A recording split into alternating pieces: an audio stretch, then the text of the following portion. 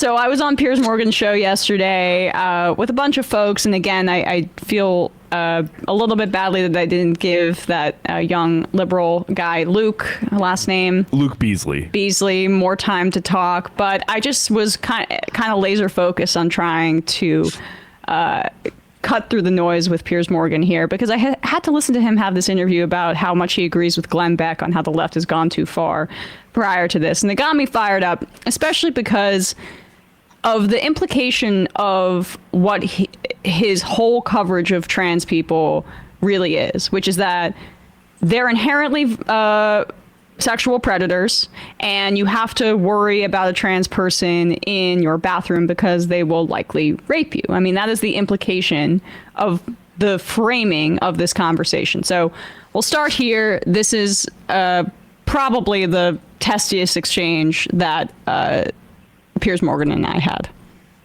I find it pretty disgusting that she is basically implying that this trans law... This is about Nancy Mace, who had talked about the fact that she was a victim of rape within the context of why she was trying to ban the Representative McBride, who is the first openly trans lawmaker in Congress, from using the women's restroom. A Southern white woman using her supposed concern about rape to whip up a basic lynch mob. Okay. Which TERFs do all the time. Yeah.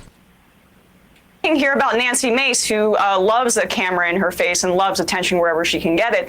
You know, I find it pretty disgusting that she is basically implying that this trans lawmaker, just by being in her presence in the bathroom, may rape her. I do choose to speak up for women's rights. I believe that I do so on my program, The Majority Report, regularly. And I'm disgusted that Nancy Mace has decided essentially to support Donald Trump wholeheartedly, who has been found liable of sexual abuse in court, and multiple of his cabinet appointments, picks, including Pete Hegseth and Matt Gaetz, have been credibly accused of sexual assault themselves. So apparently it's triggering for her because someone's genitalia may be slightly different in the stall next to her. When you say credibly accused, but it doesn't matter to her that Trump has been found liable of sexual assault in court. Piers, Piers, has Trump been found liable of sexual assault in court with Trump was found guilty in a civil action. He denied it, as you know. Found and in liable, case of exactly. in the case of Gaetz and Pete Hegseth, so the preponderance of evidence went in her direction.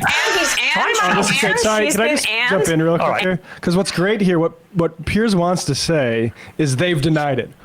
Yeah. But Piers, Emma said credibly accused. So you, with your fucking suit jacket, have to say, I don't think that's credible. He doesn't want to say that. All he wants to do is lean on, you shut up, let me say that they've denied it. And even if the allegations, say in theory, were proven to be false, it still would make more sense for Nancy Mace to be more afraid of people who had been accused of rape and sexual assault than somebody who was just a trans woman using the restroom. Yeah. Or, concerned about abortion, but whatever.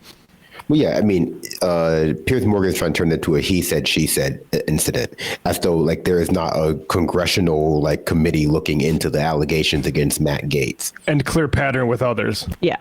Yeah.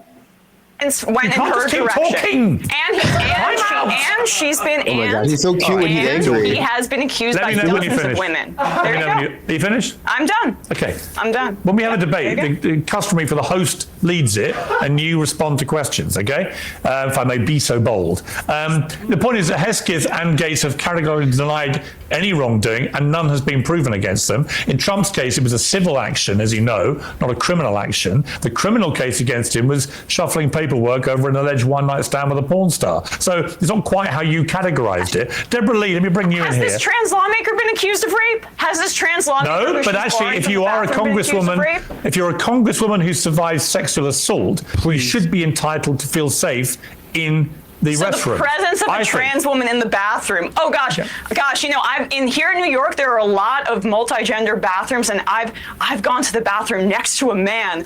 Oh my goodness, it was so fearful. What was I going to do with the rest of my life? If I found you lurking next to me in a men's restroom, I'd feel fearful. Deborah Lee, bring you in here. No, keep going. Yeah. Oh my God. I'd feel fearful. Deborah Lee, let me bring you in here. I just think that is a ridiculous accusation, Piers. I didn't make an accusation. It was a statement of fact. I would feel fearful. You would feel uncomfortable? Why would you feel uncomfortable? If you were lurking around me in the men's urinal, damn right I'd feel uncomfortable. Lurking? Who's lurking? Well, what else would you be doing is there? Is this lawmaker lurking? What else would you be doing there? Going to the restroom. He's a coward. I don't want you going in my restroom. Stick in your own restroom. For my safety, never mind yours. Okay, but would a man be lurking? Would a biological man, is he lurking next to you? That's the whole point. Why is there something inherently perverted about going to the bathroom? You right-wingers, and yes, I'm including you in this with this classical liberal BS, are so bad faith. It's incredible. You are linking sexual abuse and sexual assault to trans people inherently, and that is a bigoted statement. I want trans people to have, I want them to have fairness and equality like the rest of us, just not where it erodes women's rights. But Deborah Lee, you've been listening to this patiently. But separate All but right, equal. Emma, Separate but equal. We're 4 right, people Piers? on the panel. I would like to respond. No, good for you, Emma. Who cares? I don't care what liberals have to say. Like Piers Morgan, British people are so cute. Like he's so dramatic. He's like a Hugh Grant character in like a movie, like feigning being frustrated. Americans don't have that. Alex Jones would do something like way less interesting there. Right. But, I mean, it's very simply like a white woman using white femininity to prop up the patriarchy by throwing other marginalized groups under the bus because Nancy Grace likes attention within like the Republican Party. That's why she's Nancy heading Mace, up those. Nancy Grace is also every time. I hate that so much. I hate their names.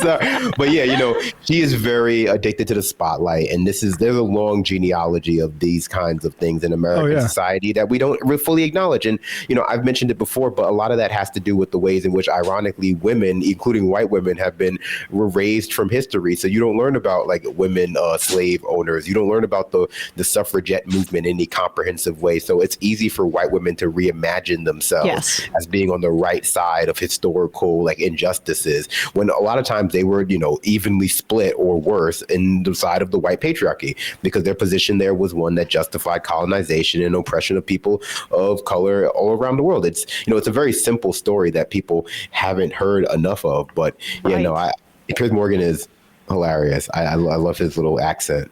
He was very upset. Yeah. Carolyn Bryant Donham, the white woman who accused Emmett Till of making improper advances toward her in 1955, died last year. Mace is just that lineage. Yeah. And Piers Morgan, for his part, I don't see people mention this, was head of the Daily Mirror during the phone hacking scandal. He said that, which was basically journalists found a way that you could dial into people's phone numbers and just hear all their messages, and they were doing it for years and years. Piers Morgan said that he never knew anything about all that and wouldn't have ordered it if he did. That is a lie. That is something that recently, like even last year, there's been judgments that have said actually he's probably lying about that.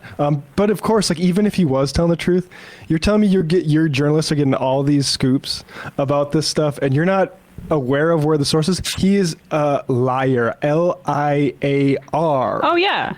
And honestly,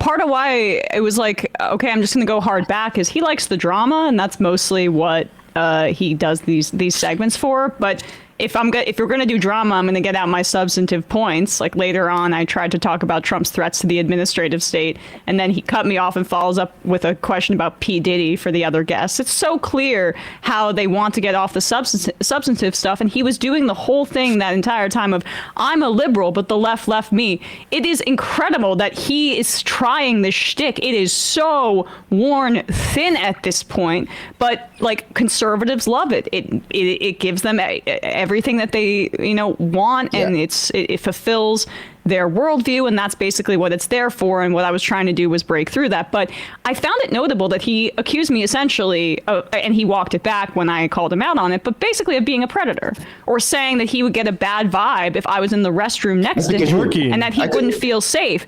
Why was that Tim Pool's go-to as well? Like, I don't understand how I guess if I make them upset, that's their go-to to essentially call me or insinuate that I'm a sexual predator in some way. someone it's has always to their say what it easier. is. Make fun of That's always my their go-to. thin lips or something. I don't know. Like Well, I don't whatever. think Piers Morgan can make fun of your thin lips with how thin Piers Morgan's lips are. It's just like someone like They're used not an that thin. X-Acto knife Yeah. to cut a slit in like what piece of white paper. But I'm sure he'll have you back on because he just loves drama. Piers Morgan, despite being a conservative, is mostly just like a drama queen on like his little show. He just wants to have the most exciting, most flamboyant show possible. But yeah, I mean, you were preying on him right there. You were predating on him right there. So I'm sure he was intimidated. But that's it.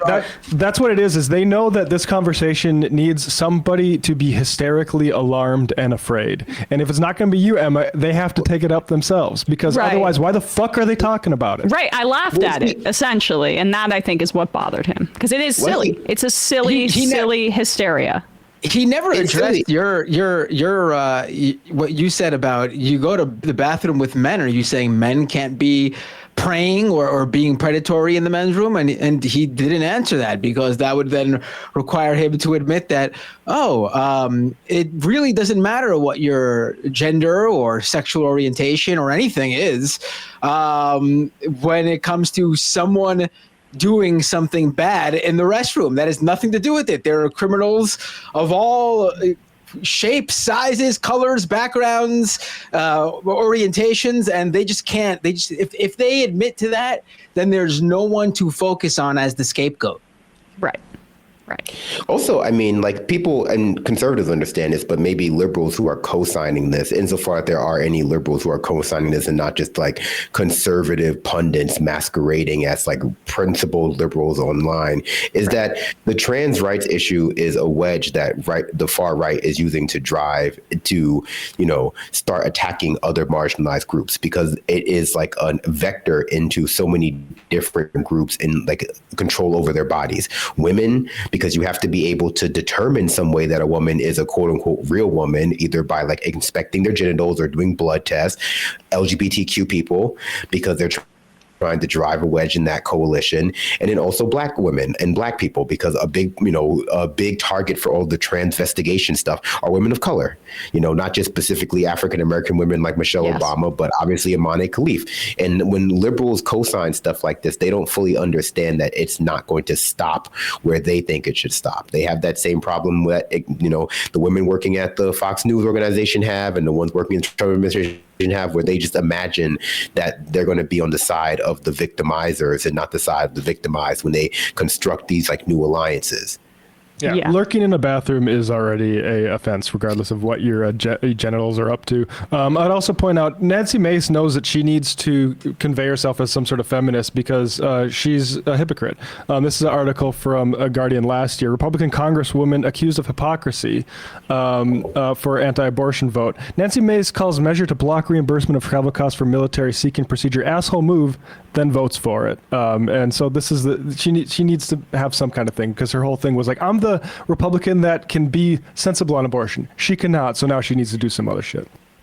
She also led the alien hearings last week, which I watched on my stream yesterday because I forgot that they happened. And she's also really into aliens. She should focus on that instead of this. Like that I entire know, hearing was but mind-blowing. isn't that a tell for the alien discourse? Like I've been trying to talk to people about this in real life who isn't in the news space, and like. Yeah, shouldn't it tip you off that this isn't that legit? Like Nancy Mace is leading these hearings, and you're not going to voluntarily get this information about aliens from a congressional hearing. I know they're calling them to testify, but a lot of this trust the United States government and the Pentagon to tell me the truth of what's going on this stuff. Right. A lot of this feels like, oh, look, the doing the dance of transparency without really doing transparency on like the substantive things. 100% for attention. Like having watched this committee, I would have thought that it's just for like ostensibly for attention.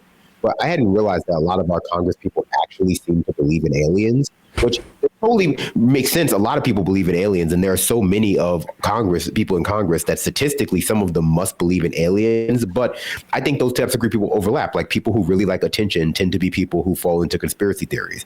And so it's very likely that someone like Nancy Mace and Lauren Boebert actually believe in aliens because they've made themselves believe in that kind of stuff for, the attention that it might garner them in public. Well, they get circles. attention on Rogan. That's part of what they're trying to do, right? The Rogan sphere. Right. Well, I mean, it's clear that she is one of those individuals who will go with wherever the wind is blowing, and that she fully does whatever she needs to do for attention because she thinks it'll further her career ambitions. I mean, there was a story not too long ago that came out about how on January 6th, she had floated the idea to her aides that Nancy Mace was telling them she needed to get into the mob, like into the crowd, so they could assault her. So then she could go out and use that for media appearances to garner attention. She wanted to put herself on the line on January 6th and like stand up against the pro-Trump mob in hopes of getting like socked in the face so she could get TV hits out of it. I mean, it's very clear that if it's something substantive, she's not going to care about it or be on it because that's not going to get the attention.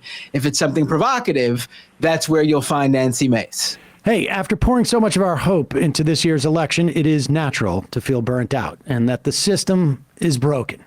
But we can't give up now. That's what they want us to do. They want us to let the system continue as is, unchecked and unchallenged.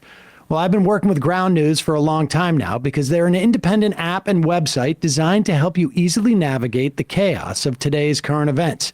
For every story circulating, you can easily swipe through every news source reporting on it with transparency on their political, their regional, their bias, and their credibility.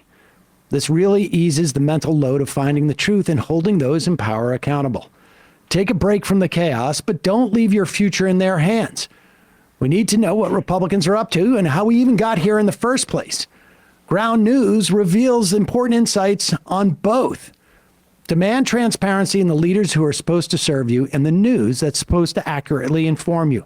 Go to ground.news/majority or scan the QR code to take advantage of Ground News' biggest sale of the year. Save 50% on their top-tier Vantage plan and stay informed without getting overwhelmed with what's to come these next 4 years, because we are the power behind democracy, not just bystanders in a rigged game.